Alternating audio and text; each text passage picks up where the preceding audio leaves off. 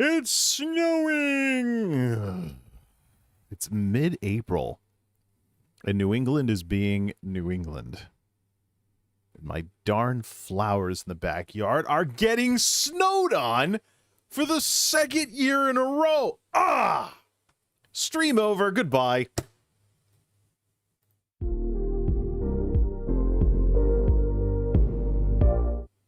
All right, why don't we actually do something?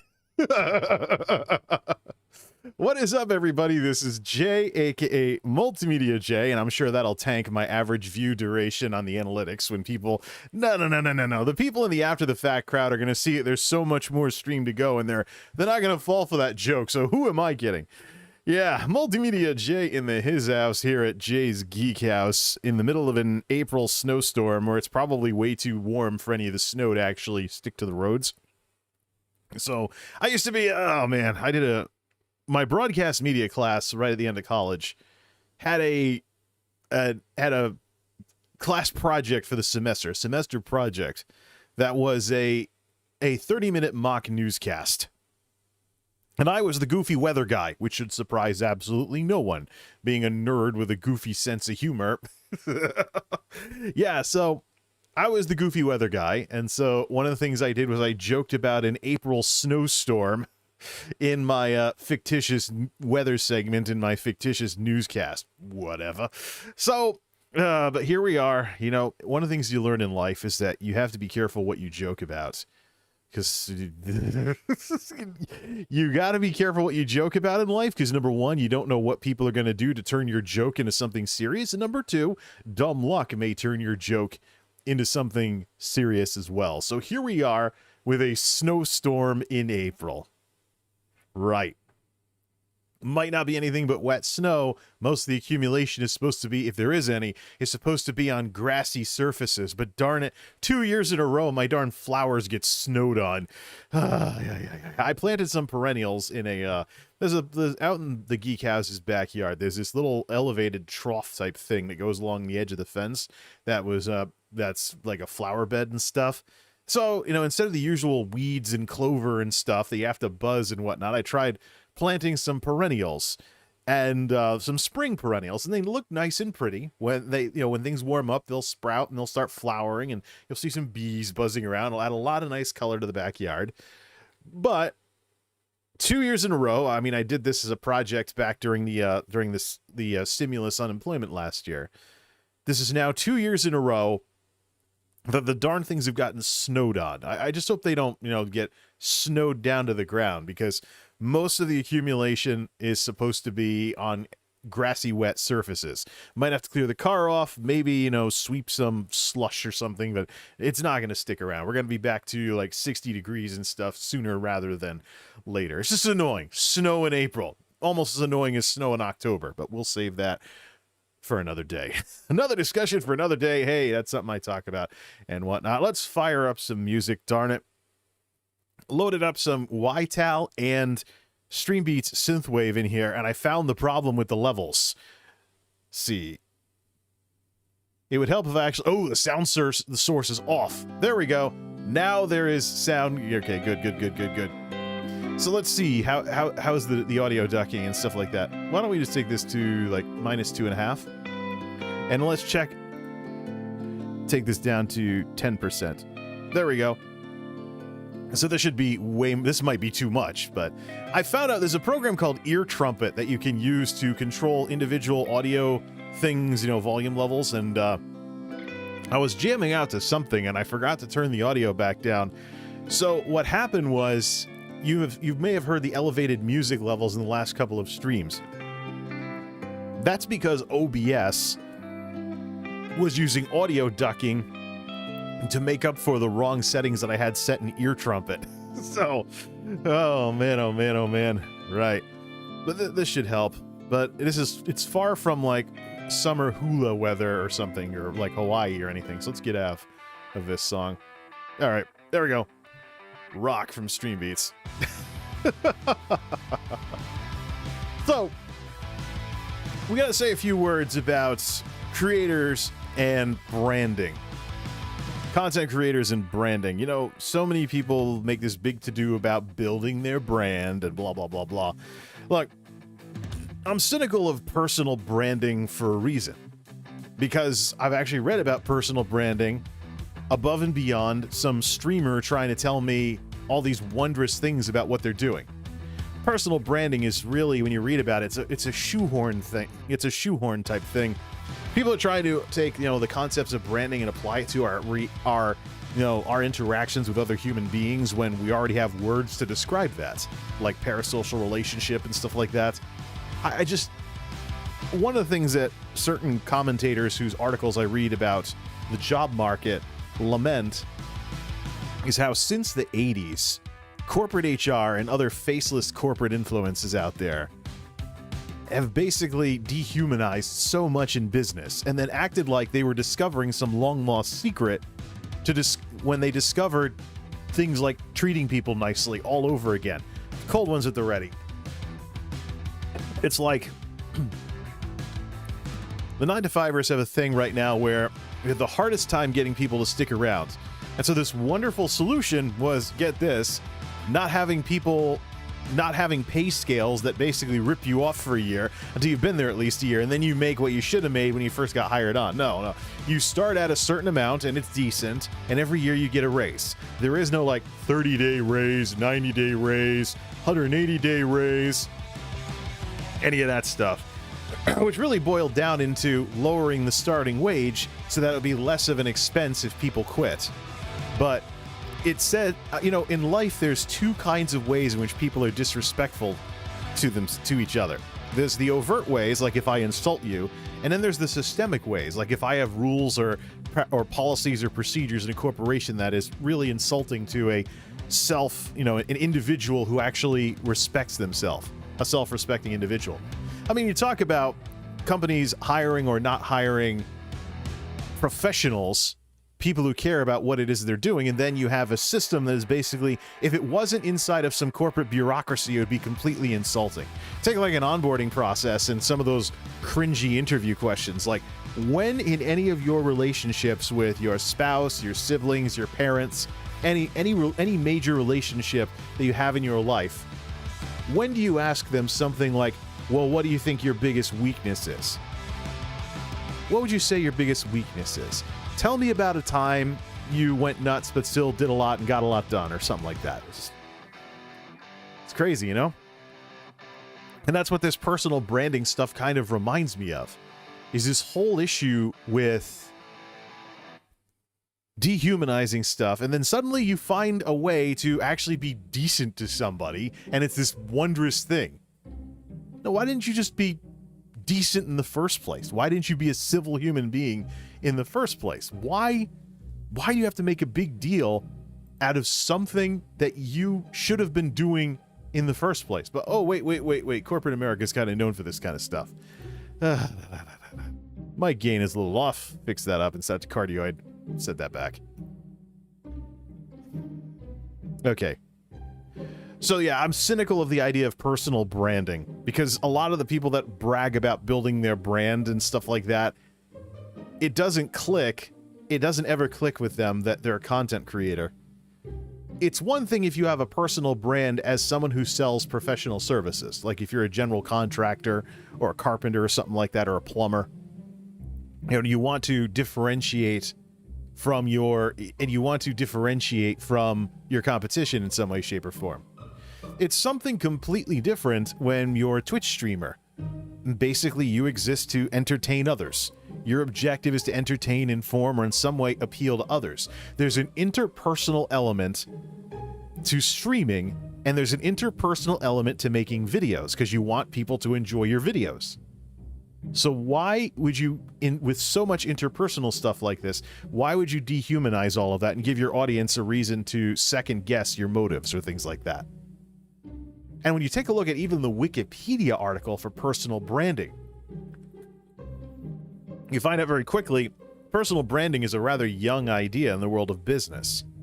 The term is thought to have originated from an article written in 1997, and there's something called Be Your Own Brand that was first published in 1999. So you barely make it back into the last century out of however many centuries human beings have been doing business with one another to find the rise of personal branding at all, anywhere.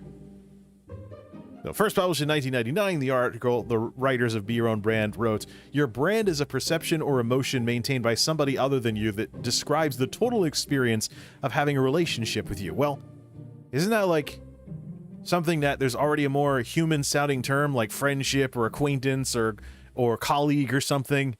Aren't there already words that describe that sort of stuff? Why do we need to have this kind of grandiose discussion about basic things we should be doing anyways? And this brings us back to one of my classic problems with bureaucracy in large companies. And here we are with people telling Twitch streamers to get wrapped up in it. People that may not have any experience in any kind of corporate setting whatsoever.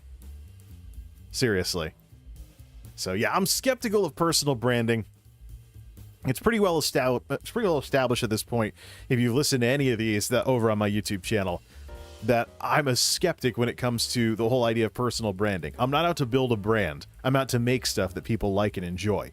I'm not going to be all stuck up and narcissistic and just go making this big to-do out of little things that are just me being a decent human being to others. Just because the internet is between me and you doesn't mean we're not still human beings, in case you forgot. So I know there's a lot of people on the internet that cast doubt on this very idea. I know there's a lot of people on the internet that would make you wonder about this sometimes, but you know, we are all at the end of the day still human beings. So where do we get this idea that we need to dehumanize some extremely important things like how we treat each other like this? So either way, there's a lot of talk about personal brands with streamers and content creators and stuff, but most recently the discussion has kind of shifted over to the platform brand. And I think that's more important than anything else in these kinds of discussions. Put your ego on the shelf and realize that a platform like YouTube or Twitch has done something really well for you by letting you, an individual, maybe even a nobody in the world of entertainment, do something like this. Learn about the world before, say, YouTube, what video used to do in terms of hosting costs and how sites would even get taken down back in the day because they couldn't pay the bill for all the stuff they were hosting. And then you think of something like YouTube, where you can get involved on YouTube for free. Even though there's still, even in 2021, there are competitors out there that do what YouTube does, but do something more akin to selling storage space on web servers. So you have free and premium accounts, and if your video goes too viral, it gets locked until you pay for the premium package in order to pay for all the bandwidth. So it's crazy, you know. Learn about web page hosting and what it took to run a website in the days before YouTube. You'll come to appreciate YouTube very, very quickly.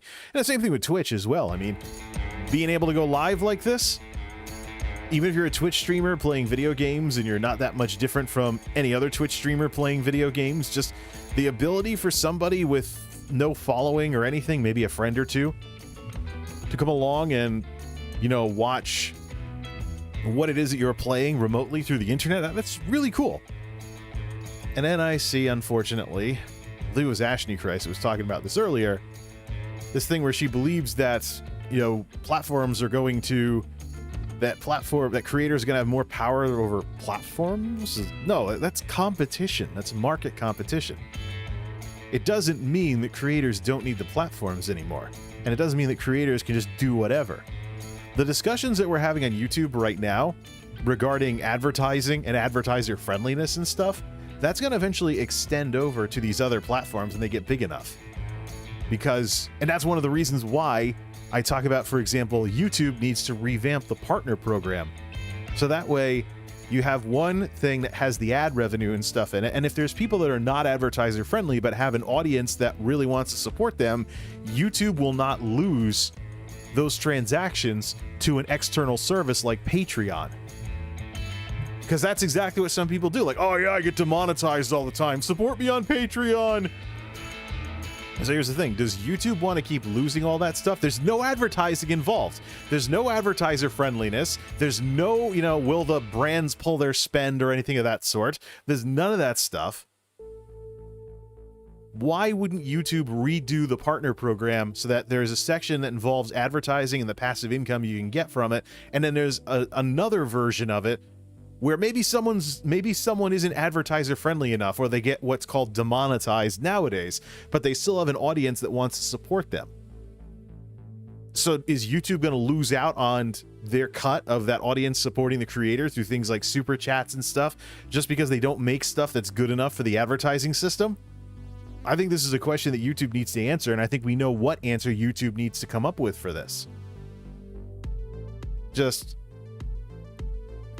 once upon a time, focusing on ad revenue at the center of everything for whether or not someone's monetized was a perfectly fine thing. It was the biggest thing going. But as the world changed around YouTube, and YouTube saw talent take off for other platforms that offered ways for people to support creators without an advertising element and all the fickleness of ad dollars, as the world changed, YouTube had to catch up. Today, YouTube has lots of ways to monetize that don't involve advertising. Now what? Do they lose their cut for people that don't make the cut for the advertising side of it? Either way, the platform brand made it onto Twitter in the form of a video posted by the YouTube Creators channel. I was mostly concerned about YouTube sticking to monetization always meaning advertising, which is something that needs to change now that they have systems for other stuff. And then I woke up today. Now keep in mind, I had a terrible time sleeping last night. It's one of the reasons why I'm a little out of it. I had an absolutely terrible time sleeping last night. And so while I was tossing and turning, every so often I went and I looked at Twitter and stuff like that. And then I saw this big argument that was busting out on Twitter. This big brouhaha argument about, are you ready for this? Oh boy, how do we put this? How do we put this nicely here? There was an argument among Twitch streamers about whether you should thank someone for following you. Wow. Such, stuff to think about here. Should you thank somebody for following? Should you thank them for following you? Should YouTubers thank people for subscribing?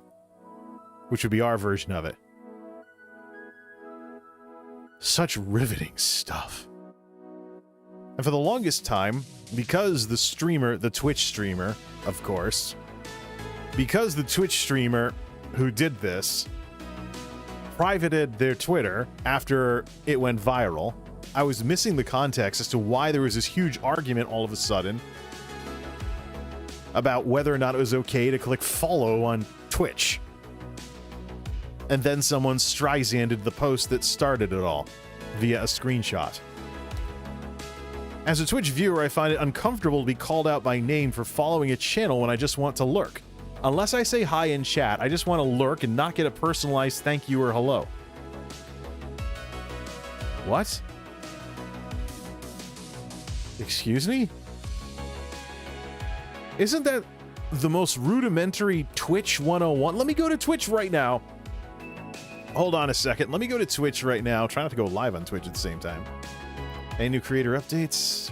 Off service. Oh yeah, severe off service misconduct. That's the big thing they made the news about recently, and people were talking about earlier. But let's see. Twitch. How about twitch.tv/creatorcamp? Actually, no. Why don't let's use the power of Google here. Creator Camp. Thank for the follow. Wasn't there something? It's the most rudimentary thing. I want something. I don't want the basics. Look at some best practice. Keep your channel growing, your community happy. Stream on schedule. Consistency is key. Have a purpose. Da-da-da. Where's the mention of thanks in here? I think I've seen this. No, it's not in this article. I'm looking at the Twitch Creator Camp right now, but I think the whole idea of thanking someone for the sub or thanking someone for this or that, how about building your community? getting to know your audience. Let's see, thank. It was somewhere in here, because I know when I first got involved on Twitch,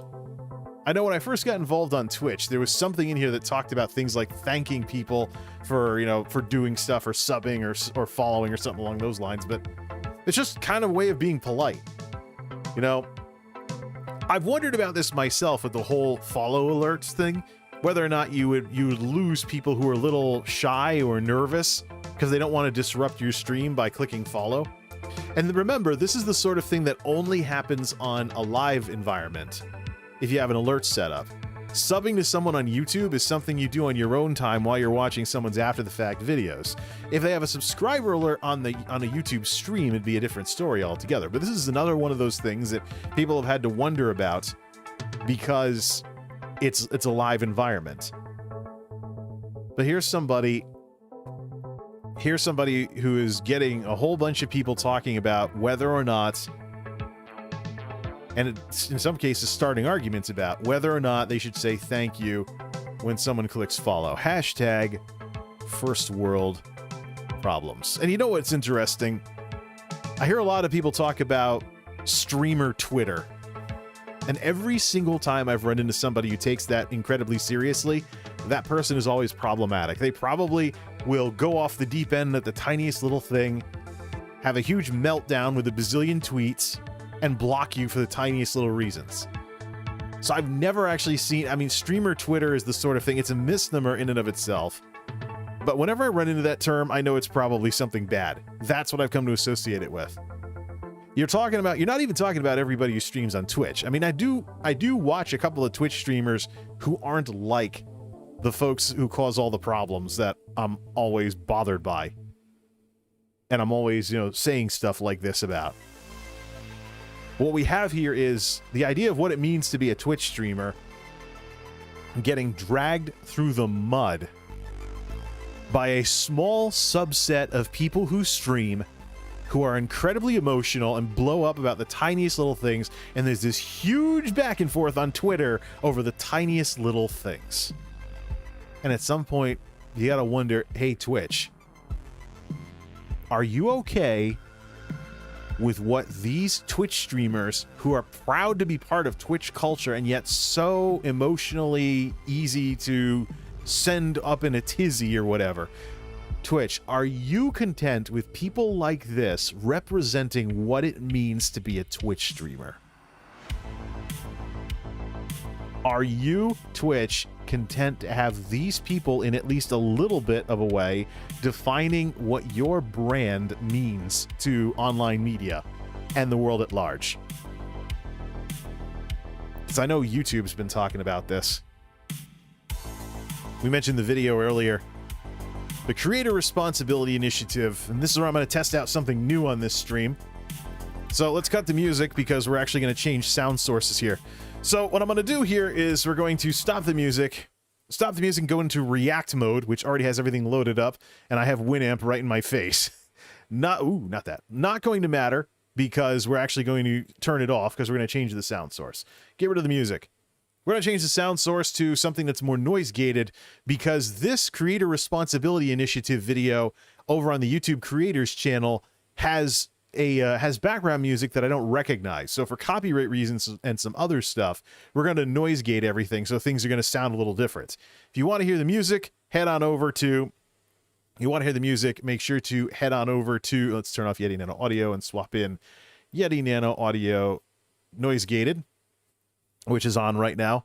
If you want to hear the music and you want to see this video in its full quality, be sure to head on over to the YouTube Creators channel. There's two YouTube channels dedicated to talking to and giving updates to creators that you should subscribe to if you're involved on YouTube, whether with videos or streams or anything.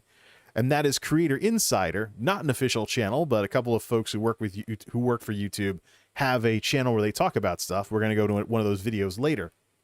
And then there's YouTube Creators, which is actually the official channel that's directed at creators. So, all right, we're going to switch everything over. Everything's noise gated now, so it's going to sound a little bit scuffed, but this will filter out that background song that I don't really recognize. So let's have a listen to this, and then let's go take a look at it here. Hey creators, true or false? A creator can get demonetized or suspended from YouTube even though their videos didn't break community guidelines. What do you think? If you said true, you're right. And although it's rare, you may have seen it happen in recent years. In this video, I want to tell you about YouTube's Creator Responsibility Initiative, something you may have seen in the news but not fully understood.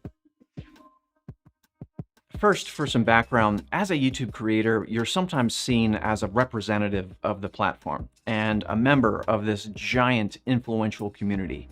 The more popular you get, the more you're probably called a YouTuber, and the more you help represent the whole global community of creators. Not to mention, you're probably admired by many smaller creators who would love to achieve your level of success. So, not to sound all dad-like here, but you might say that with great popularity comes great responsibility. It becomes your responsibility, along with every YouTube creator, to help us keep the ecosystem healthy. Now, if the things you do and say as such a representative are really reckless, dangerous, inappropriate, on video or not, you can actually cause damage to YouTube and its millions of creators by hurting their reputation and revenue. Why? Because YouTube and advertisers don't want to be associated with that level of craziness. And when advertisers pull their spend, everybody loses. That's why YouTube has this Creator Responsibility Initiative, where even if a creator's videos don't explicitly violate the community guidelines, there's a whole team of experts who weigh in on whether action is taken on a channel. And the penalties can include demonetization of a channel temporarily or permanently. This means a creator can still upload but can't make any ad revenue. It can include restriction of videos in YouTube recommendations, like on the homepage, trending tab, or the watch next section, and even loss of support from that creator's partner manager. Now, again, these situations are rare and often temporary. Privileges are usually given back after a period of time and good behavior. So that's how it works, and I hope this helps explain some of the headlines you see occasionally. If this would never be an issue for you, thanks for being a great representative of YouTube and its creators. Corporate as all heck, but this is an official YouTube channel. So it doesn't surprise me at all that it has kind of the same announcement. It has kind of the same announcement, or the same tone, I should say, of something like this. Now, here's the thing. There's a lot to unpack in this little 2-minute video here. So we're actually going to rewind everything. We're going to kind of go through it a little bit now as like proper React content. I just wanted to make sure the context of what this video says was presented completely intact before we started taking a look at it. We're in React mode, and of course everything coming out of the video is going to be noise gated, so the audio is going to be a little scuffed. Should have been able to hear what that guy was saying though. Now, if not, then I screwed everything up and I got to do some more tinkering with this, but I tested it by recording a few things before going live. But what's at the core of all of this? What's at the core of all of this is this rather simple idea that even though you're just goofing around on a platform or something, you in some way represent the platform and what people think of the platform. And the bigger you get, the more that is true. So it's one of those things where, I don't know if this is the best thing to freeze frame this guy at, but so here's the thing though. The more you get involved with a platform, the more you start to represent what that platform's all about, and the way you act and the way you conduct yourself matters. Now, this is something you'll run into in corporate America as well. Well, we can just take a break from the video for a bit. This is something you're going to run into with corporate America as well, is to what extent are you a representative of the company based on what you say and do? One of the worst things you can do in a large company is do something that could be considered speaking for the company when you're not authorized to do so. One of those ways, because you don't know if, like, say maybe you're talking to someone in the media or something, or in a news story goes viral and you are taken completely out of context, and now sales plummet because people think a certain way about a company. It's just, corporate communications is this big to do, and it's this big formal thing for a darn good reason. When you're talking about jobs and dollars and maybe even a product and whether or not that product survives in the marketplace, you got to be careful with protecting the brand, so to speak. And so what these kinds of discussions harken back to for me is things like the Ice Poseidon situation over on Twitch, where there was an incident where he was IRL streaming, leaking way too much personal information, and somebody decided to call in a fake 911 call, which grounded the plane. Now, here's the thing.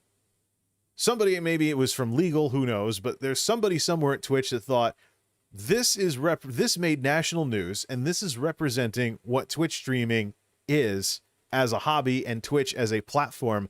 Do we want this kind of stuff to represent us? And the answer, of course, was no. The answer, of course, was no, and the guy was permanently banned. And no, the rest is history.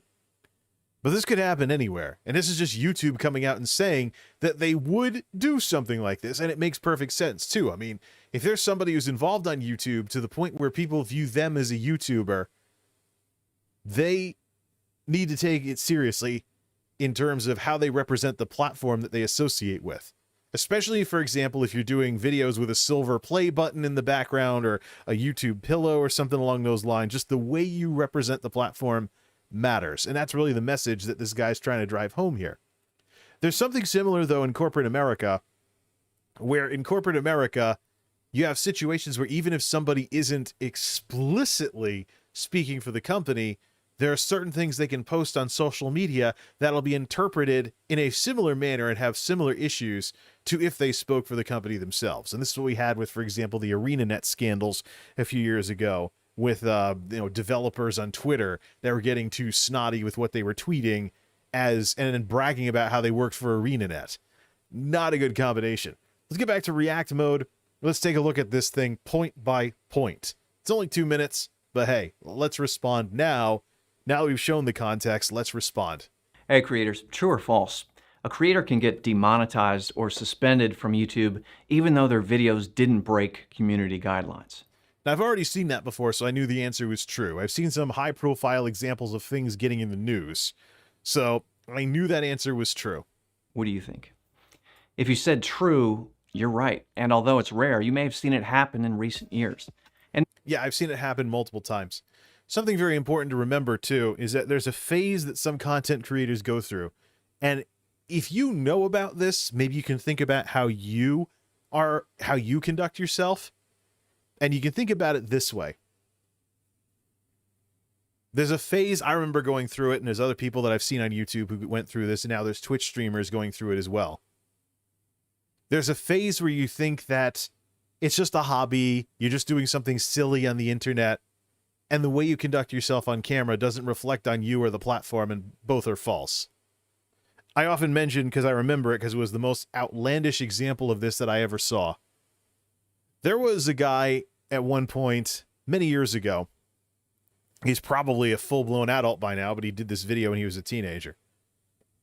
There was a guy who made a YouTube video of him jumping up and down on his bed in his bedroom, throwing a temper tantrum. I don't even remember what it was about or what it was in response to, but it was literally just him jumping up and down on his bed, throwing a temper tantrum. That's the video.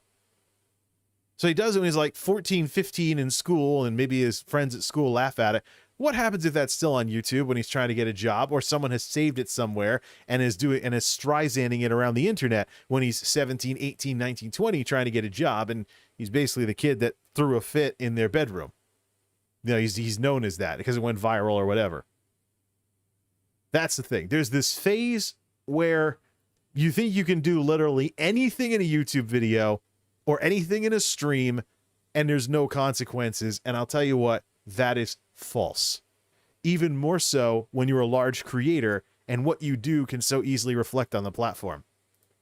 in this video, I want to tell you about YouTube's Creator Responsibility Initiative, something you may have seen in the news but not fully understood.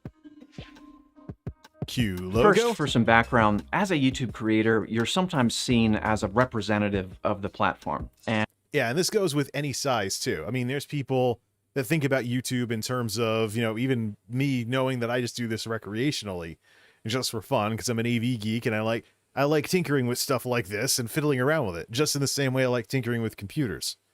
But me doing all of this, even in the middle of the night when nobody's watching, me doing all of this, still to some people, what they think of YouTube is based on the relationship they've had with me knowing that I do this kind of stuff. It really depends on where people get their information from. Some of it's better than others, But remember, people act on incomplete or blah information all the time. So it makes perfect sense that if you're a creator, you represent whatever platform that in at least some way that you're involved with. And a member of this giant influential community. Lesser on Twitch, because Twitch is a smaller, more niche platform, but the same rules apply. As we're seeing today with this giant argument about, oh, should you thank someone for clicking follow? And that took over a decent-sized part of Twitter with people chiming in on it. That went viral. That's what it means to be a Twitch streamer. I don't know if I want to do anything on that platform anymore. I already pulled ESO because YouTube has higher bit rates for better quality streams. But even retro games and stuff, do I want to be playing that on Twitch? What do I even want to be doing on Twitch anymore with all these things that keep happening over and over again, either from Twitch directly with the leadership team or from Twitch streamers with how they conduct themselves in social media? The more popular you get, the more you're probably called a YouTuber, and the more you help represent the whole global community of creators. I've heard the term YouTuber used to refer to anybody who even watches YouTube, anybody who has anything to do with YouTube. Used to watch a tech vlogger many years ago who always started his videos off with, "Hey, YouTubers," and he was talking to the audience. So people who made videos, didn't make videos, if they were on YouTube, he called them a YouTuber. Means different things nowadays, but that old definition may still be lurking out there somewhere. Not to mention, you're probably admired by many smaller creators who would love to achieve your level of success. That's true as well. The number depends, but one of the signs that you've started to amount to something anywhere is when you run into that smaller channel who looks up to you. And I've seen that happen even with me, even with what I do. It's kind of cool, but you don't want to let it get to your head. So, not to sound all dad-like here, but you might say that with great popularity comes great responsibility. Now, here's the thing, though. You might be watching, like, maybe some legal shows, like Virtual Legality or something, where some lawyers opine on things like this. One of the things that you'll hear from people like the Virtual Legality folks and whatnot is that buried within the terms of service, companies have some way, somewhere, to be able to just kick you off the platform for any or no reason. It's just like at-will employment, where you can be fired for any or no reason. Because it's still their platform. They still have control over it. Just like in the case where you have a creator with rules and stuff, they can still ban you for any or no reason because it's their show, their stream, etc. I mean, there's people out there that want to talk about this like it's like this whole thing is democracy. It's not. You are a guest. You're like a guest in someone's house when you visit someone's stream or YouTube channel. They don't need to have a reason to tell you to get lost and never come back.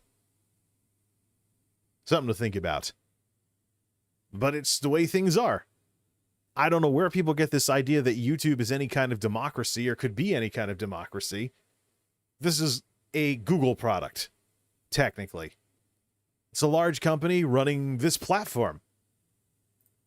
It becomes your responsibility, along with every YouTube creator, to help us keep the ecosystem healthy. Now, if the things you do and say as such a representative are really reckless, dangerous, inappropriate, on video or not, you can actually cause damage to YouTube and its millions of creators by hurting their reputation and revenue. So yeah, this is where we start getting into the tie-ins to advertising and stuff like that. And this is the sort of thing where people are like, look at what Susan Wojcicki did to YouTube. Look at what Susan Wojcicki did to YouTube. If it wasn't Susan Wojcicki, it would have been someone else. This is the way that this whole scene has evolved. And it would have been like this. If it wasn't YouTube, it would have been somewhere else. Somebody would be having this discussion. I mean, part of what's going on with this technology is that this is basically the Wild West. And as the West gets settled, so to speak, we find out about like rules of the road and things along those lines, stuff like that. Why? Because YouTube and advertisers don't want to be associated with that level of craziness. And when advertisers pull their spend, everybody loses. This is okay. Stop freeze framing the. Oh, that's even worse. Okay, that's somewhat okay. Yeah, so that's really the thing here is that we are talking businesses here. Businesses can be pretty fickle. That's the whole thing, especially with advertising. Advertising is supposed to make products and services appealing, So if your ads are showing alongside something that doesn't make your product or service appealing, then what do you do about that? And sometimes it really gets bad. We start seeing some really lousy ads ending up in the ad circuit. Like, I don't know. I think in the last couple of weeks, I've been told, did you know the average human body has like 5 pounds of toxic poop in it at any given moment? It's like, yeah, I'm sick of that one. YouTube in 2021, ladies and gentlemen, makes the endless advertisements for Geico Insurance over on Twitch seem a little more interesting now, doesn't it? Revenue. Why? Because YouTube and advertisers don't want to be associated with that level of craziness. And when advertisers pull their spend, everybody loses. There's probably somebody out there that saw this video and they reacted to it and they said, look, this is the way that YouTube is going to control us and things like that. It's probably buried in the TOS somewhere. Their platform, their rules. The truth of the matter is the invisible hand of the market will eventually fix this if YouTube went too crazy with it. Because if too many people are getting banned for political reasons or something, that would be probably enough critical mass for some sort of alternative site to start being developed somewhere. There'd be some huge barriers to entry, but get enough dollars behind it, get some supporting and backing, get enough people with some passion, and we probably could see a pretty serious YouTube competitor like that. Where there's a will, there's a way. And sometimes you have to add dollars into that equation as well. That's why YouTube has this creator responsibility initiative, where even if a creator's videos don't explicitly violate the community guidelines, there's a whole team of experts who weigh in on whether action is taken on a channel. And the penalties can include demonetization of a channel temporarily or permanently. This means a creator can still upload but can't make any ad revenue. This was my number one problem when I first saw this video, because monetization is being tied to ad revenue when YouTube has supers, channel memberships, etc. So YouTube has evolved monetization away from advertising, and these systems all have ways in which YouTube can get a cut of what's going on here. So that way they don't lose these transactions to Patreon or some third-party service. So that's why this is one of the key reasons why I think YouTube needs to revamp the monetization system so that there's an option that doesn't involve advertising. Maybe you're not ad friendly enough or something. Okay, you're booted out of the advertising part of it. But if you have a very supportive audience, let them do super chats, let them do channel memberships. Otherwise, I guarantee you they're going to Patreon or something like that. Support me on Patreon. Patreon.com/MultimediaJay. All right, enough shameless nonsense. It can include restriction of videos in YouTube recommendations, like on the homepage, trending tab, and or the watch next section. And that's the more disturbing thing, though. People talk about getting shadow banned on YouTube. Here it is. Just worded differently. They just didn't use the word shadow banned. The partner manager support thing, I think it's if you're a large enough partner, you get a dedicated manager, just like the account managers on Twitch. But for smaller creators and whatnot, I think and for many creators, it's those first two that would be the most pertinent. And even loss of support from that creator's partner manager. Now, again, these situations are rare and often temporary. Privileges are usually given back after a period of time and good behavior. Well, that's good news. So if you get shadow banned because you ticked off someone at YouTube, there's a way to, start getting views again. So that's how it works, and I hope this helps explain some of the headlines you see occasionally. If this would never be an issue for you, thanks for being a great representative of YouTube and its creators. So this is what YouTube posted. This is what I mentioned over on Twitter. And this is what I was talking about with some of this other stuff here. And then a day later, I see this whole brouhaha about Twitch streamers and whether or not it's a good idea to thank someone for following your channel. And I'm just thinking, your move, Twitch. Your move, Twitch. Unbelievable. This is exactly the concept that's in play with these people that started this whole thing about, big argument. Oh yeah, should you, I don't want people to thank me when I follow a channel. Click away for 5 seconds. Most streamers don't make a big deal out of somebody clicking follow. Why does the entire world of Twitch streamers have to change because of one opinion like that?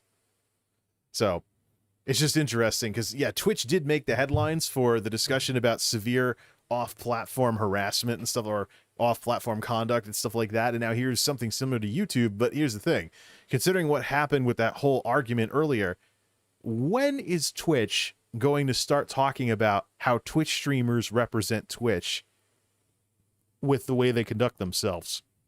Like this video.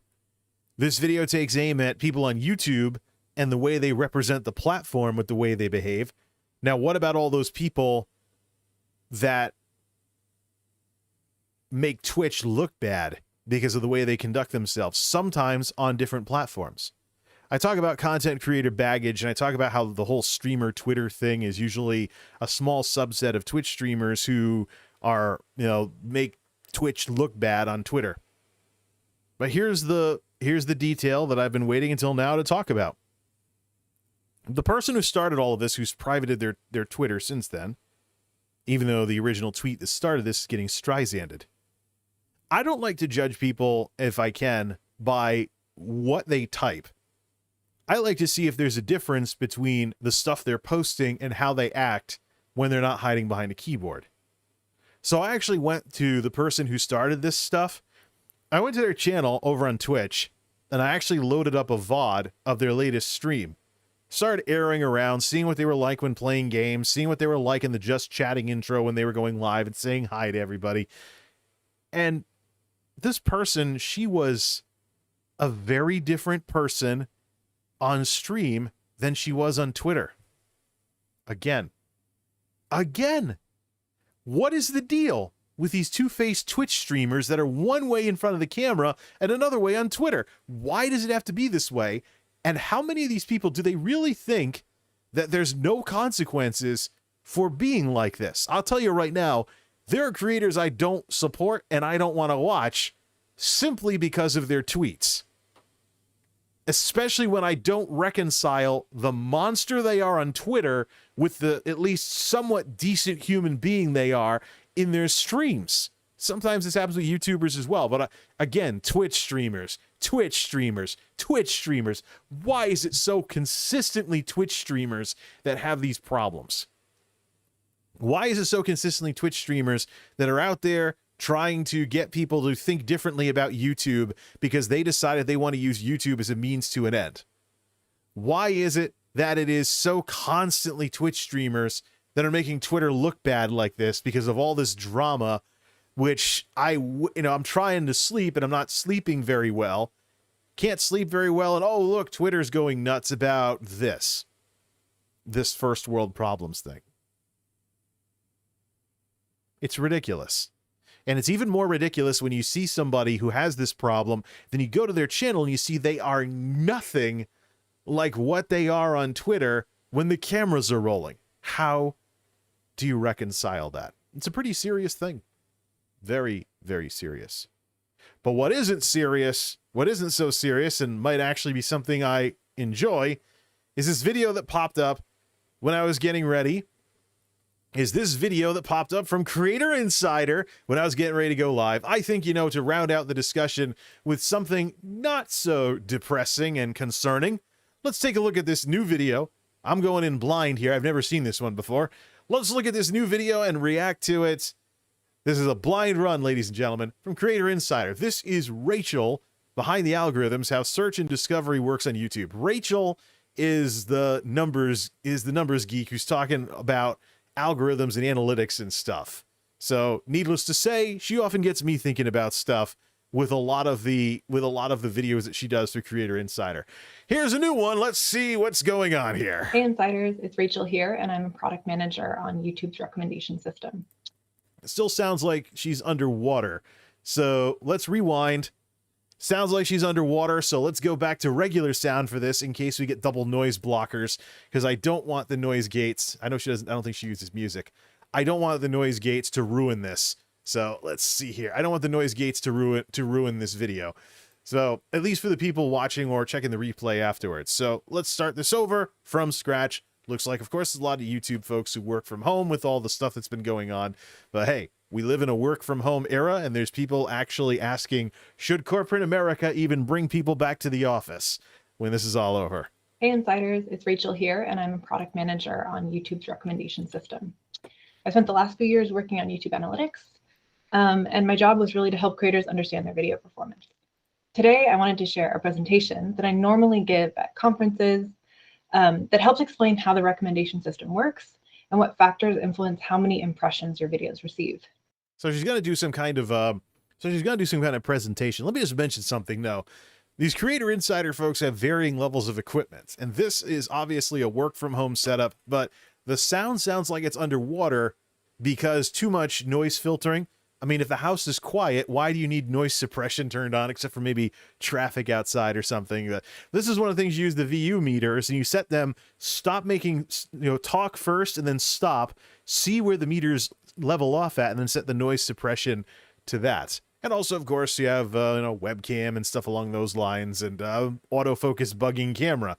I have a problem. This camera I have has that problem too, but I set it to manual focus for these things because I'm usually in the same spot. I hope it's helpful. Let's get into it. Okay, so in this section, we're going to cover, in general, how the recommendation system works and what it's designed to do. Wait. Is that a different background? Yes, it is. No, it isn't. Wait, what? All right. I don't know. This is some kind of online type thing or whatnot, but I've seen these slide portals before. So let's take a look. If you learn anything from this presentation, I hope it's that you do not need to be an expert in algorithms or analytics to be successful on YouTube. You just need to understand your audience. So just both of those help though. Analytics, for example. See, the thing with numbers is that numbers get past the nonsense you'll get from people. And what do I mean by that? I mean propaganda and stuff. Oh, look, I'm advertising Nick Nimmin. The one YouTuber mistake can keep you small. Yeah, we'll check that out some other time. 849,000 views from a year ago. Okay, so here's the thing. Analytics, numbers. I talk about the hard numbers because oftentimes they are hard. And what I mean by hard numbers is the hard numbers get you past people's propaganda. And YouTube is incredible at that with the YouTube Studio. So you may have people say they support this video or that video. Then you check the numbers and find out they're just lying to your face in order to keep you happy or whatever. Or, they say one thing and then they do something else. It's really the sort of thing that it's good to have a background in. You don't need it, of course, but the thing is that analytics and numbers can get you past people's nonsense. And then, of course, algorithms in general is a great thing to keep in mind with regards to, this is Google we're talking about, as well as the evolution of these platforms in the first place. Because if you don't have algorithms, you got to do everything through people, which means people got to bug the heck out of each other. Watch my streams, follow my streams, da-da-da-da-da. And so when you get computers involved, you eliminate some of that, and you have the system trying to keep people watching by trying to find new people for them to watch based on what they've already watched. So I mean, people talk about discoverability on YouTube. That's often a smokescreen for the technology that exists on YouTube that isn't as well refined on Twitch. Twitch, for example, has algorithms. They have ways to find new people to watch. The question is, how well do they work and who uses them? And the differences in the answers between how people use Twitch and how people use YouTube is a lot of the reason why people say the things they do, with, of course, that recently dinged philosophy of make a YouTube channel and then take the audience back to Twitch. We continue. To start, let's talk about the goals of the recommendation system. Those have always remained the same. The algorithm is designed to do two things: match viewers with videos they're most likely to watch and enjoy, and then hopefully recommend videos that make them happy. So we really maximize long-term satisfaction. So viewers keep coming back to YouTube because they know that they'll find videos that they'll like there. Now, so it's a perfectly good idea. It is a perfectly good idea to go for here. So, but the thing is, the number one thing you have to remember with computers and technology doing the jobs of people is that computers are number crunching machines. Computers are number crunching machines. They don't have common sense. And so when you have someone who's brand new to a platform, how exactly do the computers know what they like? Especially when on the internet, someone can appear brand new because they cleared all the cookies out of their browser or something, and they're not signed in anymore. How do you do that? So these are some really heady things that YouTube has to figure out with their technology. So anyways, let's put the slide back on and just do some preliminary discussions on it. So here's her slide. This is a very good history. This is a very good history here. Watch time is important. We also want viewers to be satisfied with the time they spend on YouTube. I've chimed in on some of this stuff because I remember seeing my numbers and everyone else's numbers tank when everything got switched off from views to watch time. So clicks and views, some clickbaity and misleading titles and thumbnails. Yes. The classic example of why things had to go over to watch minutes was someone's bikini picture and then the video was something else. Today, that would be a form of deceptive content which can get your account actioned. But yeah, in the early 2010s, we had watch time show up, and then now was it satisfaction and responsibility? Ask viewers what they like and optimize what they like, raise authoritative content, and reduce the spread of borderline violative content. This is what people are worried about too. They're wondering if there might be a false positive that shadow bans their channel just because they might have an opinion that's a little offbeat. It'll be interesting to see how she talks about this, if she talks about this at all. Although our goals have always been the same, what we optimize for has changed over time. If we go back to 2011, we were optimizing for clicks and views, and this was 2011. These young people, man, get off my lawn. Try 2005, 2006. Of course, I remember the wonderful days on YouTube when you could work your way up through just making videos to 75 subs and 75 views per video. 75 was my number for the longest time. Then I went to the first 100 subscribers and stuff like 08, 09 or something like that. But some of this computer stuff does bother people though, because you leave people wondering if there's some computer system somewhere that can shut you off. Some of my recent experiences with YouTube Shorts has had me thinking about that sort of stuff. It's not unique to YouTube. I think many platforms started recommending videos that people were just likely to click into. But that's not that great of a metric, because it may indirectly incentivize clickbaity or sensational titles or thumbnails that get people in to watch a video, but it doesn't make them very satisfied or happy. Yeah, and a lot of people clicked away. And so under the new system, what happened was there were lots of views, but very little watch time. So the system knew to tank those. So the reply girls were also a thing at the time as well. And they were known for, you know, very trying to ride the edge on thumbnails. Learn about the reply girl problem on YouTube. Actually, things changed radically and shut them down. Because what they had was they were using metadata and tags to basically show up next to videos that were actually about the topics they're making videos about. So for every video on YouTube that you would watch and enjoy, they're in the right menu with other videos to watch. You'd have all the reply girls who would have like dull, basically synopses or whatever, summaries of the video. So it was just, it ruined the right menu in YouTube at the time for that kind of stuff. So yeah, I remember that. Yeah, clicks and views, some clickbaity misleading. Well, here's the thing. This is my challenge. Full camera, please.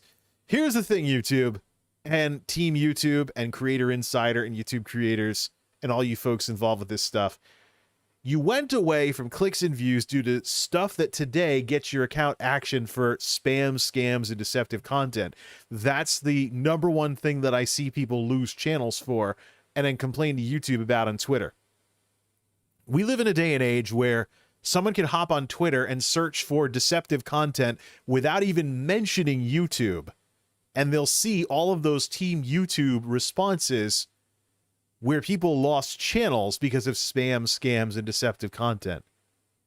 So if the system were reverted back to how it worked in the 2000s, and it wasn't so much about some number buried somewhere, but as views and stuff, would clickbait still be as successful today as it was back then? Matter of fact, is there a problem today with clickbait? And the answer to that is yes. There are how-tos and growth gurus and other people out there who will tell me that I need to do a better job with my thumbnails and my titles and essentially tell me to do clickbait, when I'm over here watching on Twitter and seeing all these people losing channels because of deceptive content. Yeah. What progress has YouTube really made since everything went over to watch minutes? And we received a lot of viewer feedback in and around the 2011 time period. that a lot of the viewers' homepages or recommendations were these sensational or off-putting videos. And so to help correct for that, we moved towards watch time and how much time somebody spends watching a video or a channel. Now, this had very fundamental weakness on the technology side. What if somebody was on a mobile phone? I don't know if you can call them cell phones anymore. What if somebody was on mobile? That's more of a thing now, by the way.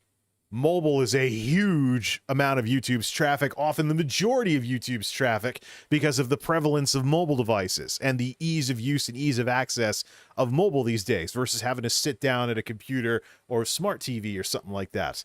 And I wonder if smart TVs count as mobile if they're running Android. But anyways, in today's world with mobile, if you're bouncing on and off of Wi-Fi's and VPNs and other things like that, could you potentially look like, through watching one video while you're jumping networks and stuff, or access points or what have you, and IP addresses, could you look like multiple people who aren't watching as much when you're one physical human being watching? That's been a long time weakness of the Watch Minute system. Is much more indicative of the quality of the content, because if you spend more time watching something, it is more likely that you're going to be interested in it. But Flipping that in reverse, though, it's very important to remember, if there's a YouTuber you don't like, don't watch their stuff. Blow them off. Because this watch time is interpreted, watch time and engagement, even dislikes, are interpreted by the system as engagement. And it's a reason why, oh yeah, this resonated with people, let's show them more of it. So yeah, if you want to cancel people or whatever, just don't watch. The old thing that people used to say that got them accused of, you can't take criticism, don't like it, don't watch it, it's encoded and hard-coded into the system with watch time.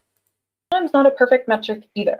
So I'm sure you've all spent time maybe binging through a series that you watched hours of, but you still didn't feel that good afterwards. Ice Poseidon is doing a sleep stream, whatever. And so what we wanted to identify is, how do we define quality or valued watch time? And so what we wanted to optimize more towards is satisfaction. And the way we do that is directly asking viewers about what videos they like and enjoy through surveys, and then actually optimizing for what they like. And not only is satisfaction important, but we've also added more and more responsibility objectives, because especially in spaces like news or medical information, it's really important that we raise authoritative voices and content and reduce the spread of any borderline violative content that could harm viewers or contribute to the spread of misinformation. So if you fast forward to today, what we actually optimize for in Discovery is much more satisfaction related goals, like what videos do viewers not only watch, but make them happy, as well as making sure that we're doing it responsibly. Okay, so here's the thing. The pastiche era that I often talk about, my Ashton's pastiches have been picking up recently. With some of the weird algorithm stuff I've seen going on, stuff that is stylistically similar to somebody else seems to be doing well in this day and age. My question is, how exactly is YouTube going to handle that? But let's continue the video here. This one's 12 minutes as opposed to the last one being 2 minutes, so... But it's Creator Insider. These things tend to be more in-depth instead of corporate announcements. I just spoke all the time about satisfaction. You're like, well, how do you actually measure satisfaction? We serve out millions of surveys per month to viewers. Now, they're not served on every single video. The viewers don't fill this out for every video they watch. We don't want to overwhelm viewers with surveys. But we use this data to train prediction models to identify which videos are highly satisfying. Well, you know what? You know what needs to go around, madam? This video. Because the only other place I've ever seen anything like what's on this mobile screen thingy here, the only other place I've seen this kind of a survey is like customer service calls after you, talk with IT or something, or Netflix or something. And of course, Netflix admitted when I saw those, that they tuned recommendations and stuff. But help us improve YouTube makes it sound like help us make our platform better. But in reality, if this ties back to what you get recommended, there should be something in there that tells you that it's going to do that. It's just like, I see this and I think generic customer service survey, and I've been on more than a few IT calls and other stuff where it's like, yeah, whatever, who cares? So if this ties back to what the system recommends you specifically, you have to tell people to fill these things out. You know, and set the, because I'll tell you, this is more of a positive thing in terms of setting what you see. The inverse of it is the blacklisting feature, where on the front page you say, don't show me this person's stuff, and the system stops showing you all their content unless you sub to their channel. So yeah, the word, you got, if this is really how these work, you got to get the word out a little more. So an individual viewer may only receive 1 or 2 of these surveys per month. But the main point you need to understand is that we no longer consider all watch time on YouTube to be equal. We really focus on satisfaction. So here's the thing. I'll bet any money that these checkboxes for what these are is some kind of database system or something where your videos are getting ranked based on which of these they are. And so if you score high on something like you're informative or heartwarming or calming or other, well, I don't know what other would be, enjoyable, useful, inspiring, then maybe more of that stuff gets recommended and stuff like that. So let's see here. What the heck is this in chat? Timeout.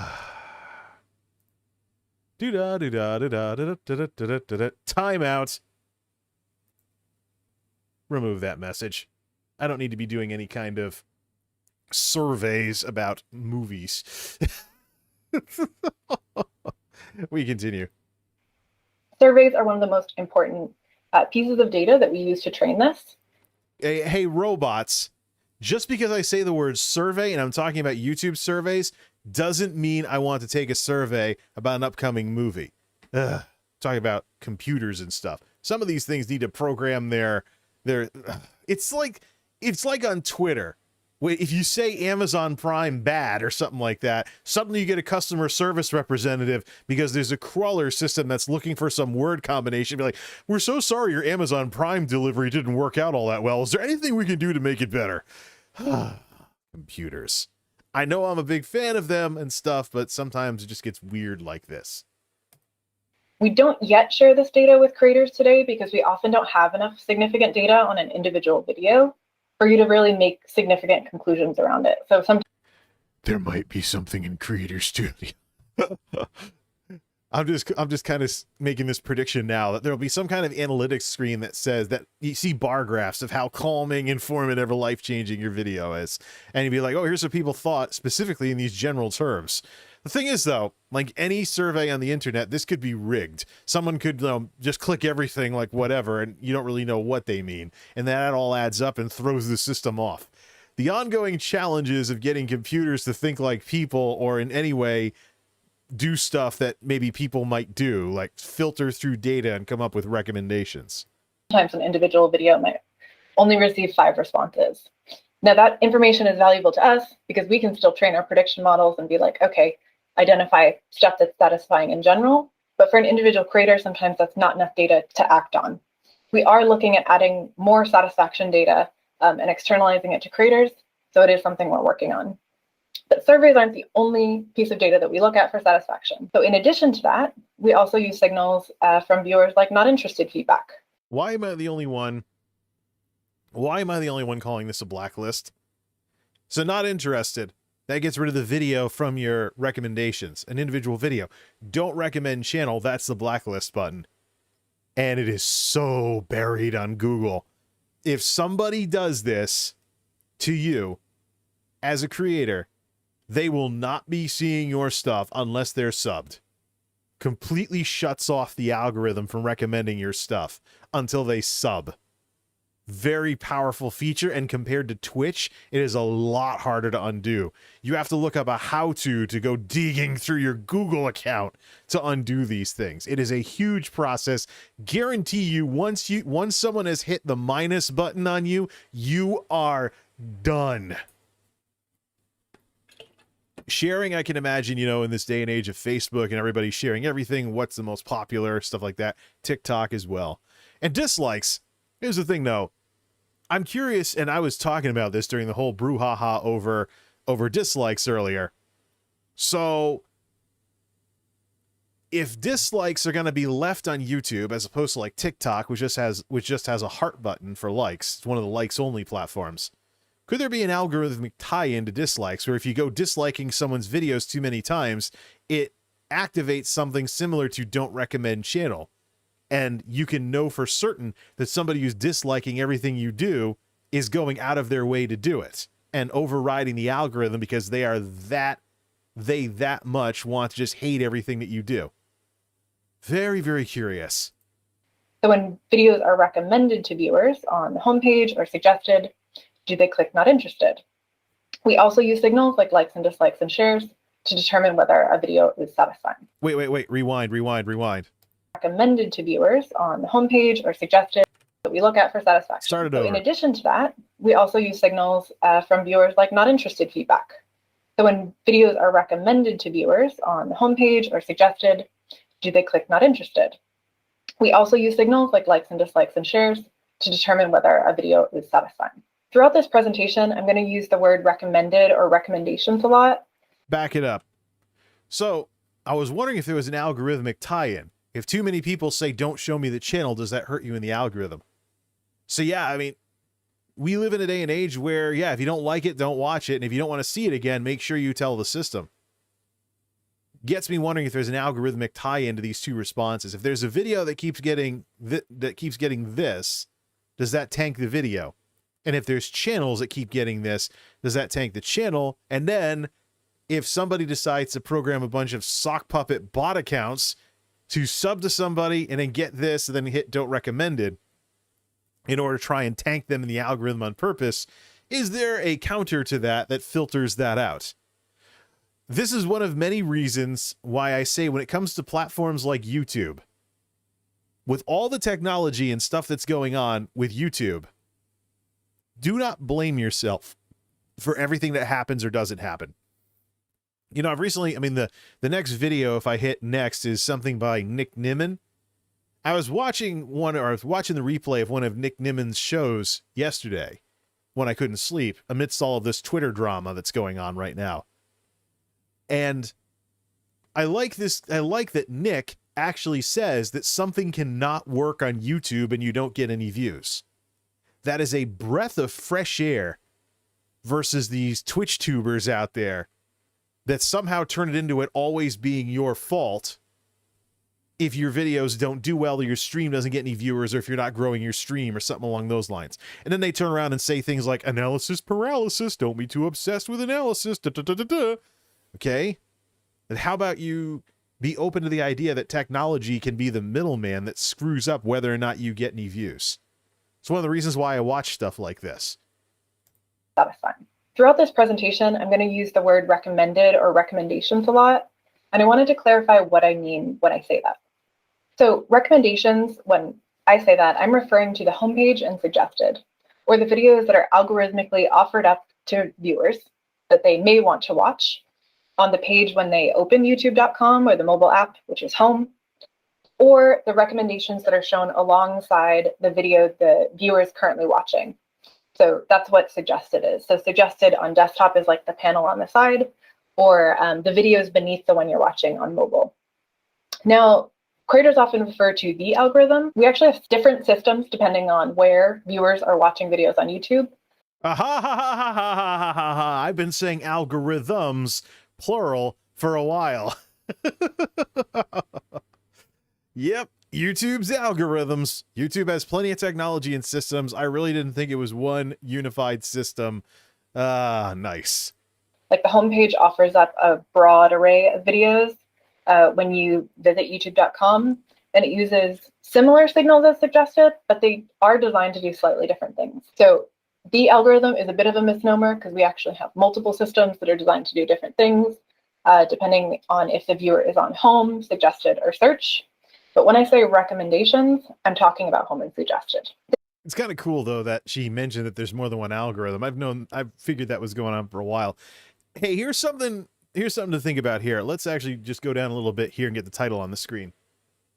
This is a video that is part of the clips test. A little something for the YouTube folks. How about you have some way that you can view all the clips of this video and see what people are saying that way? That would be, I mean, the clips thing, obviously similar to like Twitch with clips and stuff. So why not have a system? Why not have a system where you can see every way in which people have clipped the video and see what kind of silly titles they're putting on it or something? It'd be interesting to say the least. Unless there's a way to search for clips from this video with some terms in the search box that I don't know about. We continue. This is how the majority of viewers watch and discover videos on YouTube. So Back it up too. Suggested or search. Let's So never say yet the again algorithm that there's more than one algorithm. That's just gold right there. similar signals as suggested, but they are designed to do slightly different things. So the algorithm is a bit of a misnomer because we actually have multiple systems that are designed to do different things, depending on if the viewer is on home, suggested, or search. But when I say recommendations, I'm talking about home and suggested. This is how the majority of viewers watch and discover videos on YouTube.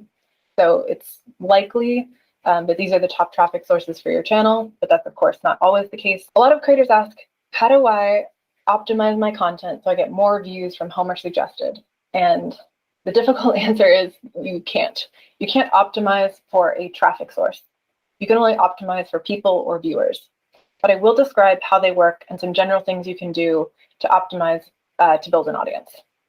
So let's start with the homepage. Home offers up a broad array of videos that viewers are most likely to watch when they visit YouTube. And at that stage, we don't have a lot of information about the intent the viewer might have when they're coming to YouTube. Maybe they're I was just talking about this a couple of minutes ago. How would a system run by computers know anything about somebody who is new to something like this or a platform like this? Interesting with the slide, though. Check down here. I have the pointer, right? Yep. Look at your video and pretend you're a new viewer who is unfamiliar with your channel. Would you click to watch? This is why people talk about thumbnails. The wild card is it's not just about your thumbnail, because many thumbnails have mouse over previews nowadays. So if you have a wild and crazy thumbnail and then you mouse over the preview and it's blah, blah, blah, blah, blah, dude in a room, people get past that pretty quickly nowadays. Don't know how it works on mobile. Maybe something plays or something. I don't know. Maybe you can like hold down, like tap the screen and over something and things like that. But yeah. So look at your video, pretend you're a new viewer who is unfamiliar with each other. All right, how does it work? Home ranks videos based on performance, how video engaged and satisfied similar viewers, among other factors. Personalization based on watch history or how often a viewer watches a channel or topic, which is why you can rig the system to completely go crazy. Let's put the thing back on the screen. Which is why you can rig the system to show you all kinds of weird stuff by just searching for something a bunch of times and watching a few videos to look something up, and then suddenly YouTube thinks you really likes whatever topic you were looking for. And look at your video and pretend you're a new viewer who is unfamiliar with your channel. Would you click to watch? And uploading consistently can help sustain your audience's interest and help viewers build routine around your channel. Except the problem is videos are strong via quality, not through consistency. If you don't upload a lot, but it's always something good, people know that whenever they see anything from you, it's going to be something good and they'll watch. New people, they'll see it, it'll be good, and they'll be like, yeah, let's see some more later on. And it's one of those things. The other thing to remember too, and this is something Nick was talking about on the show that I was looking at last night. Thumbnails cannot be too wild anymore because so much of YouTube's traffic is on mobile. Give me my pointer back. So many of YouTube's traffic is on mobile nowadays that if you have a ton of text in your thumbnail, or you have an absurd thumbnail that doesn't really represent what it is you're doing, on the itty bitty little screen, it might not be the sort of thing that someone would want to click on because they can't really figure out what it is that your video is about. This might explain the strange phenomenon where I've actually seen videos I have with no thumbnail actually get a higher impressions click-through rate than stuff with an actual title screen, largely because it's pretty basic. I mean, doing something with the Delosaurus, there's a picture of the Delosaurus. So somebody clicks on that, and hey, look, it's a computer, or hey, look, it's the Delosaurus, and they just watch it that way. I don't know how much you can really game the system anymore now that there is so much traffic that is being determined by these little tiny partial phone screen thumbnails. That's the size of your thumbnail to so many people watching on YouTube nowadays. Something you got to think about in today's wonderful world of mobile. coming here to learn something, or maybe they're coming here to be entertained. So Home offers a pretty diverse array of recommendations. And the way it ranks videos is primarily based on two main categories. The first one's performance. So that means the signals that you're probably already familiar with, like click-through rate, average view duration, and if the viewers are happy. So performance is really looking at how a video performs when it is offered to viewers on Home. So in the context it's shown. So the homepage is really learning from when videos are recommended to viewers on home, what do they do with it? Do they click to watch? Do they click not interested? Do they ignore it and click something else? In addition to that, we have personalization. So if we only use performance, like click-through rate and average view duration to inform which recommendations were good for viewers, YouTube would just be like a giant explore or like trending tab, which is not the case. It's all. So here's the thing. Here's the thing, though, with some of this like impressions, click-through rate, and stuff. Something that something that has always bothered me about people taking it very seriously. An impression is when your video is shown anywhere. If I go to my front page and I see your YouTube video, full screen. If I go to the front page of YouTube and I see your video, that's an impression, whether I click on it or not. What if I'm currently searching for something else and there is not a chance in the world I will watch your video? I will not be clicking on your video. Why should that in any way reflect on the video and whether or not it performs or not? Because so many people use YouTube as a search engine. So many people are looking stuff up on YouTube. They want to learn how to do things. And of course, if they're subscribed to a bunch of channels and they're on the front page and they're typing something into the search box, that's a lot of impressions of various people they're subscribed to, that they're seeing their videos on the front page, on their front page, that they're not, that they're not clicking on. So does that turn into a video being considered low performing just because people were doing something else when it was shown and they didn't click on it? Personalized for the viewer's own interest. And so we use a combination of both performance and personalization. And personalized factors are like how much that individual viewer watches a channel or topic over time, or their recent watch history. That also helps inform, is this a good, relevant recommendation for that viewer? Now, again, there's nothing you can specifically do to get more views from home, but you can look at your content and think, what would a new viewer who has never been exposed or watched any of the content from my channel, what would they do if they saw this recommendation? Like really look at your title and thumbnail from the eyes of a new viewer. This is where a lot of content is discovered for the first time, is on the homepage. And so be sure to look at your content and think, would a new viewer click to watch if they had otherwise never been exposed to this content? So something to think about too, thumbnails can't be wild and off the deep end, but their proper role is one of like DVD box art or something. It needs to represent what's in the video. Oh, I was playing that in full screen the whole time. We'll back that up then. So here's the thing. This whole thing with thumbnails serve the role of DVD box art with YouTube videos. So they represent what's in the video, but they should, be something that looks interesting in some way, shape, or form, or gets people to want to check out whatever it is that you're doing. It's just that I know people who don't like wild and crazy thumbnails. So let's back this up a bit. So maybe look at your content and think, what would a new viewer who has never been exposed or watched any of the content from my channel, what would they do if they saw this recommendation? Like really look at your title and thumbnail from the eyes of a new viewer. This is where a lot of content is discovered for the first time, is on the homepage. And so be sure to look at your content and think, would a new viewer click to watch if they had otherwise never been exposed to this content? Here's something to think about, though. You talk about those videos that are the reason why YouTube started doing anything with watch time. They were videos that we could get people to click, but they wouldn't stick around.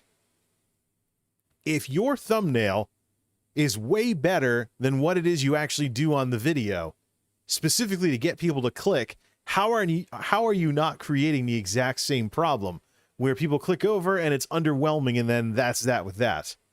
So, in a sense, thumbnails should not be out of the league of the video that they're representing. So maybe you have a video that's like, it's my mom's birthday. If you're a vlogging channel, that might be relevant to your core audience. But if we recommend that to a new viewer on home, they might be likely to ignore that recommendation and click something else because it doesn't mean something for them. Oh, they added a fade effect to going full screen, or is that because I'm using Firefox? Probably a Firefox thing. Yeah, well, that's really the thing. That's really the thing too. But the thing is, as people become familiar with clickbait and titles and stuff, they start getting cynical of it.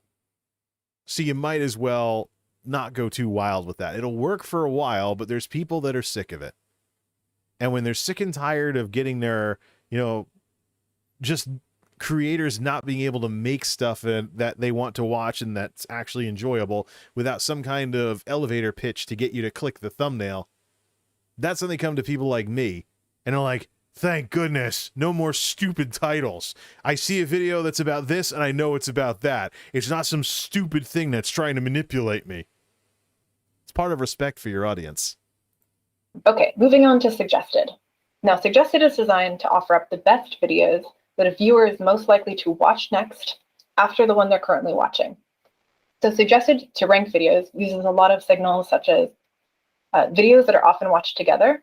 This helps us identify videos that you might not have seen that are relevant to your interests, topically related videos, but also they're not just videos that are relevant to the one you're currently watching, they're also based on your past watch history. They're both I wonder if this is why pastiches are doing so well right now. I know it's an algorithm thing, but there is a way in which you can look stylistically similar to somebody and get some traffic because of that. personalized and a little bit more related. And suggested, the recommendations are usually a little bit narrowed down compared to the homepage because we already have an idea of what kind of session the viewer is having at that point. Again, can't optimize for suggested, but you can optimize to keep people watching your channel. The most effective thing that I've seen creators do is, of course, develop series or topically related videos. Those The wacky world of MultimediaJay. It's time to play some stuff. I knew my inspiration from television would come in handy somewhere. those videos are more likely to be recommended together because people are more likely to watch them in the same session. So you can imagine if I'm watching a video about antique music boxes, I'm more likely to get more music box videos in the panel on the side or in suggested. So if you develop a series that is really consistent or has commonalities between the content, it is more likely to be recommended together. Viewers are more likely to watch them one after another. And so series is one effective way to keep people watching. Having a consistent title and thumbnail style is another. So you can imagine when a viewer is looking at everything that they could choose to watch next, there are a lot of options there. And if you have really strong, identifiable branding that's consistent, it's really easy to pick out which videos are from your channel, and it just makes that decision all the quicker for viewers. And of course, there's other stuff you can do. You can do call to actions to watch more. If you liked this video, I think you'd be interested in another one on my channel. And we have playlists and end screens, and those work too. Okay. Back it up a bit, back it up. One last note on this slide. So I'm big on the top and the bottom, not so much in the middle. Why? Because I don't want to be twisting people's arms. Fundamentally, YouTube built itself up with content. Once upon a time, your production value on YouTube was very heavily limited because the technology wasn't really in play for people to make all this full quality studio stuff that you see nowadays. So when you were limited to 100 meg uploads and stuff, what you did had to be good because you couldn't make it look nice to get around it otherwise. So, but here's the thing. Something to remember is that when it comes to videos and why certain videos will do well, a series of videos can tell a story. Like, for example, with the tech videos that I have, they tell a story of the stuff that I do around the house and things I'm tinkering with. Oftentimes it's computers. But as people have developed interest in certain computers, I've actually made playlists specific to each one. So there's the story of Tuxedo, the story of Monolith, story of the Delosaurus, story of the Sandy Bridge Delosaurus, the story of Delosaurus Rex. Things that people are liking would be good as a playlist, because people like ongoing stories. Just ask anybody who's ever watched soap operas and stuff. As opposed to, you know, if you're trying to grow on YouTube and you're going wild with search engine stuff, you might get a lot of one-and-dones. Because people are looking for answers to their questions and they're moving on with things. But if you have a situation where it's something unique to what you can do, it's something specific, to you, wow, real serious indigestion.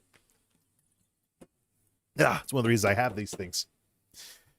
If you could do something really specific to what it is that you do, if you have something that is yours specifically, that is unique to you, and that people can come back for what's next in the story, it's the sort of thing they'll probably do. Greenham Gaming has this same thing going on as well, and he uploaded how often? Like months apart and stuff. He'd have videos about Lumbridge or the incredible i5 Dell, or I did this with an Xbox 360, I did that with an Xbox 360, or even just the smoking computers thing in general that he kept doing. Just a sort of cute little thing that people liked seeing over and over again because they knew they were in a friendly place, namely his channel. But it's one of those, this is one of the reasons though why I want to get back to tech videos, because I know there's people that, you know, maybe they, at some point, maybe they'll be interested in checking out some of the other stuff I'm doing, but for the most part, they're curious about the computers. The computers uniquely mine, and they tell a story. And as YouTube moves beyond, if they can get this through their heads at some point, as YouTube moves beyond being, you know, monetization via ad revenue, we might even see the ad blockers thing stop mattering as well. I've heard Rachel mention in some of her previous videos that discovery and monetization were separate from each other, but that's not what I've seen in the numbers. What I keep seeing again and again is my videos that make the most money are the ones finding endless audiences, because if it makes the most money for me, it's also making the most money for YouTube. So out of everything from MultimediaJay, what YouTube benefits from the most in terms of ad revenue split is doing the best nearly every single time, unless something's going viral. Could be the case that Forza Horizon 4 with no graphics card is, maybe that's the first of the changing YouTube where it might be based on things that are, you know, popularity more so than money. But in the case of, I mean, if I could get channel memberships and people are becoming members and whatnot to see computer videos and stuff, that would render the whole ad blocker thing completely irrelevant, and YouTube would benefit from it. So what's the algorithmic tie-in to that, I wonder? Another reason to rein in this channel a bit. Yeah, multimedia, yeah, talk about the meta. But what I've seen from people that talk about the multimedia meta, no matter who they are, YouTube, Twitch, or otherwise, is that people who talk only about the meta don't seem to do as well as people who have something to their credit besides talking about the meta all the time. But yeah, series is huge fan of that. I know people like that stuff. We live in the day and age where people are binge watching like it's Netflix. And in playlists and end screens, YouTube's ability to catalog stuff is insanely good, as opposed to the Twitch knockoff, where you can't even choose how it's sorted. You have to manually drag things around. End screens in particular, end screens is something that I was a big fan of when they first came out, because I figured if mobile became really popular, being able to go to other stuff on my channel, even including algorithmically recommended stuff like what's usually in the upper left on my end screens, being able to do that would be a great way for someone with a smart device, just tap, tap, tap through video, video, video and go on a binge watching spree. So top and bottom are good for content and linking content together. The ones in the middle, I think, are fluff rather than stuff, and they're too much, you know, trying to twist people's arms. It's the whole if you build it, they will come thing all over again. If you make some good stuff that people want to watch, big surprise, they're going to watch it. Interested in another one on my channel, and we have playlists and end screens, and those work too. Okay. Another question I often get from creators is, should I worry or be concerned about if a video has more or fewer views from a specific traffic source? And I wanted to reassure creators that this is completely normal. Viewers discover videos in different ways, and that's expected.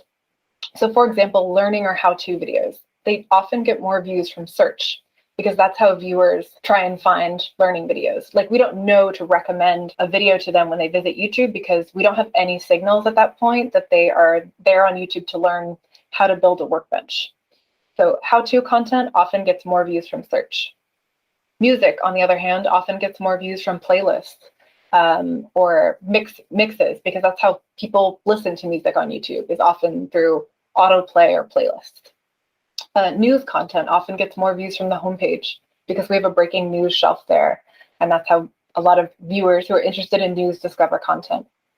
And so if you see different traffic source mixes, video to video, don't worry about it. It's completely normal. It depends on the type of content and how the viewer really is engaging with this type of content on YouTube. But just know that viewers discover videos in different ways, and that's completely normal.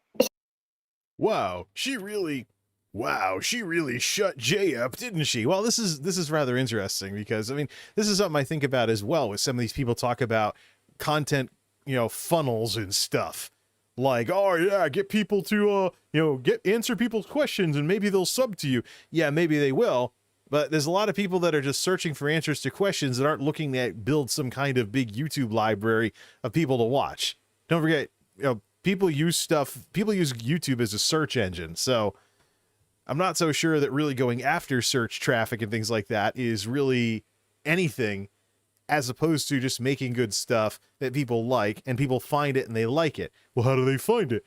Yeah, put it in places, put it in blog entries. If you're worried about YouTube maybe burying you, make a blog and embed the video. Put some tags on that so it's more generic web tags instead of all this proprietary YouTube stuff. Plus, the tag feature in YouTube is almost deprecated anyways. It's largely for misspelling and stuff like that. There's a disclaimer that it's minimally useful for helping people find your videos. Because YouTube largely develops all this technology so that people don't have a system they can game and that the content needs to stand on its own.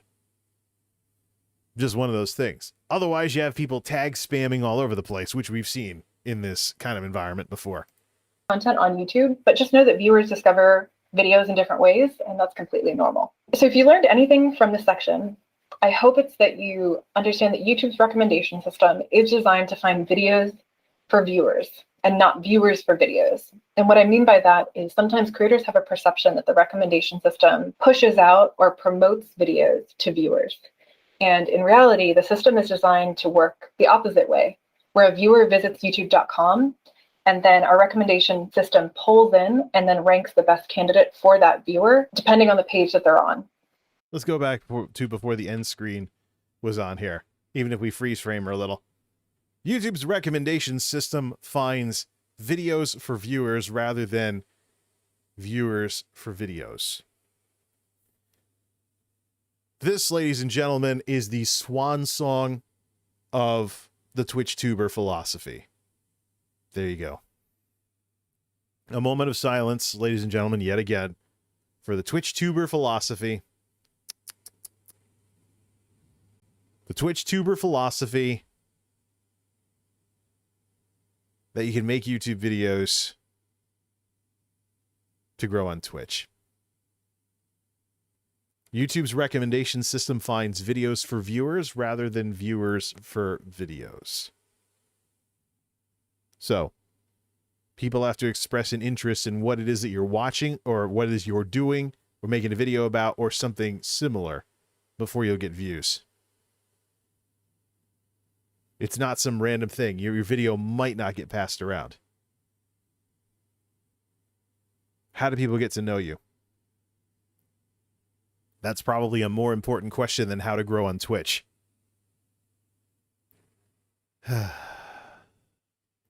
Let's finish this one up. Opposite way, where a viewer visits youtube.com and then our recommendation system pulls in and then ranks the best candidate for that viewer, depending on the page that they're on. And so it is a viewer-focused system. So that's all for this first video. In the next one, we're going to cover what factors influences how many impressions your videos receive and how many people see your video at the end of the day. As always, keep it real. When's the next one going to be? All right, so when's the next one going to be? I mentioned earlier that Rachel's videos often get the gears turning because she's all about this kind of stuff. Analytics and things along those lines. And so that's my question. What's the next one going to be about? When's that coming out? Either way, that's going to be a stuff from streams thing. Very, very interesting. The whole discussion about this sort of thing that is so generic sounding. Very, very interesting. Another discussion about the algorithms and how they work. I'm sure it's pretty good. There is no one algorithm. Of course, I've known that for a while. But hey, we're back to the regular thing so we can actually get some music going again. So start this all back up. Get back into it. And conclude our discussion here. So this part of tonight's discussion is going to be a Stuff from Streams spin-off video. It's a bit late. I've got some stuff to do even though it's Friday. Thank goodness. TGIF, ladies and gentlemen. Got some stuff to do, so I'm actually going to let the stream do some extended processing for a bit and make a spin-off video and then switch everything on later. Hey, by the way, with this test we're doing for YouTube, let's just test and see if it's a success. I am curious. I've seen some signs that YouTube is improving I've seen some signs that YouTube is improving some things related to live streaming. So let me go into let's see. Creator, hey, come on, manage videos. There we go. Let's just see if it did that. Yeah, so the more things change, the more things stay the same. Bada bing, thought so. Well, we'll just revert a few things later on then. But doing a test to see if YouTube was improving how their systems work with streams versus videos, because they work in two different ways. And it looks like, things were too good to be true. Hey, it's YouTube technology. Sometimes you just gotta let them wrench on it. For more videos like the one we just took a look at, check out Creator Insider over on YouTube, and don't forget the YouTube Creators channel, which is the official creator-focused channel here. Turn the mic back up and stuff like that. All right. Soon it shall be sunrise, and it is unfortunately snowing in April here in New England. So I gotta see if there's gonna be any shoveling involved, if any of this is going to stick. And the sad part is it's gonna melt the next day or whatever. New England. Gotta love it. Till next time, this is MultimediaJay signing off. Thanks for stopping by.